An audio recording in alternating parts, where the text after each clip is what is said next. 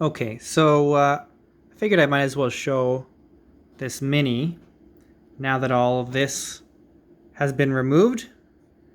He turned out all right, especially considering he had a lot of overhanging things, the bow and arrow especially, and the cape billowing out, which we didn't have on this one.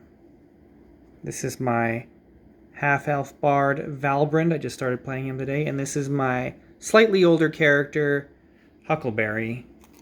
And if I can get it on the camera, I can show why it's so important to have the supports when you're printing.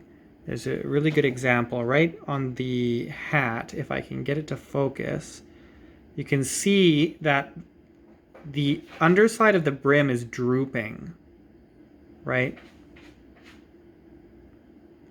Because it didn't have enough supports out there. And so you kind of get that all over the place where you don't get enough supports. I think there is a way to make custom supports, and that might be something I pursue in the future.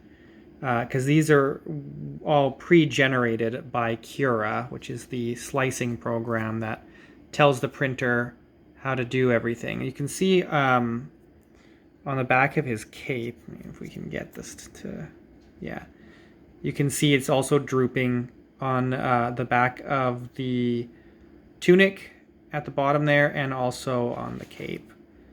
And a little less obvious, but there is drooping on this bow, just because of how much there is. Now it's not a big deal for minis, because you don't really look at the minis from the surface. You're looking, or from the bottom. You're looking always from the top, right?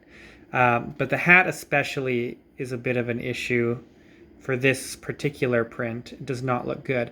Now, if I had a file or some sandpaper, I could clean it up, and I might do that in the future.